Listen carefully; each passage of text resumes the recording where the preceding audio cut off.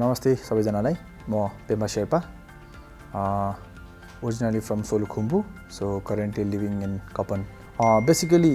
यो एडिटिङ को लागि चाहिँ इन्ट्रेस्टेड हुँदा चाहिँ मैले एक दुईवटा सर्च गर्दाखेरि एट फर्स्ट त ओमेगा चाहिँ आएको थिएन मेरोमा सो अरू कुनै आएर थियो आई जस्ट वाज लाइक मैले चाहिँ बुझ्न खोजी मात्र आएको थिएँ तर कसैसँग पनि कन्ट्याक्ट चाहिँ गरेको थिएन है so omega is the only one like place हैन जहाँ चाहिँ मैले देखेपछि इन्क्वायरी गरेको एउटा मात्र हो बाँकी चाहिँ हेरेको मात्र थिएँ है सो हेरिरहेको छु स्किप गरिरहेको छु हेरिरहेको छु स्किप गरिरहेको थियौँ तर ओमेगाको चाहिँ लाइक फर्स्टमा जुन यो अफिसको प्याटर्न छ त्यो फर्स्टमा आँखाले खायो क्या त्यो चिज चाहिँ त्यसपछि मैले चाहिँ ल let's give a try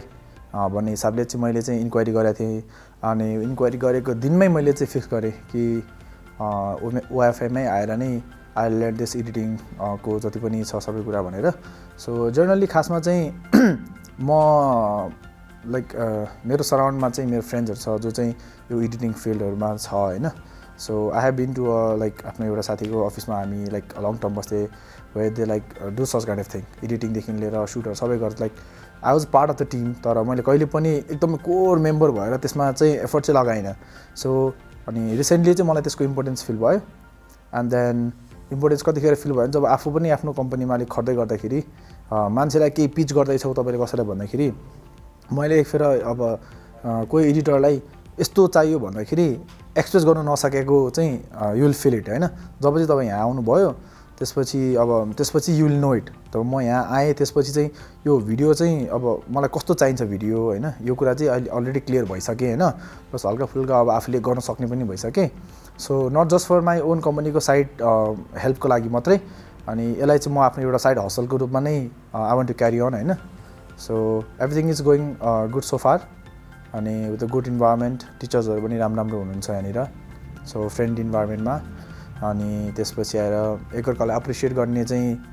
best thing छ यहाँनिरको हाम्रो अहिलेको अब I don't know about the previous batches हैन त यो ब्याचमा चाहिँ वी एप्रिसिएट अनि त्यसपछि आएर एप्रिसिएट पनि हुन्छ क्रिटिसाइज पनि हुन्छ हैन तपाईँको so that's how you learn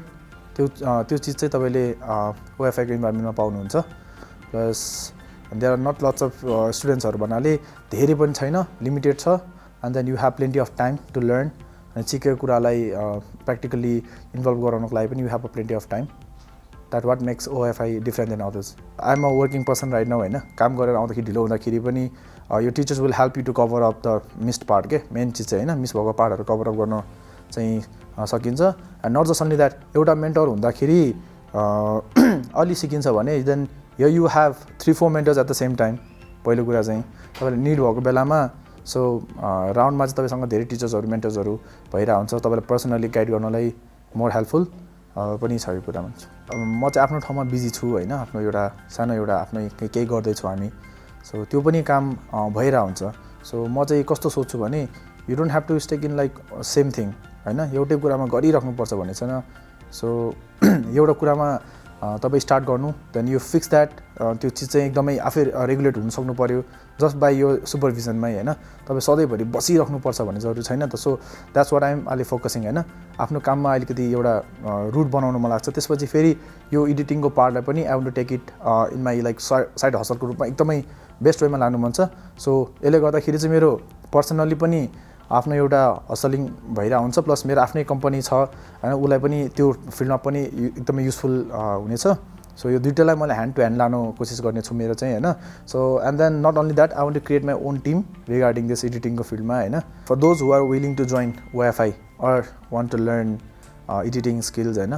तपाईँलाई जुनले चाहिँ यसले लाइफ लङ तपाईँलाई सपोर्ट गर्नेछ to build up your own career हुन्छ यसमा हैन तपाईँको जे चिजको लागि पनि सो यसको स्कोप पनि धेरै छ so I recommend OFI to everyone हैन किनभने मैले जे भोगेको छु यहाँनिर जे सिकेको छु so I want everyone to know about this अनि त्यसपछि there might be a little bit अलिकति अप्ठ्यारो हजुरलाई चाहिँ के को हिसाबमा हुन्छ भने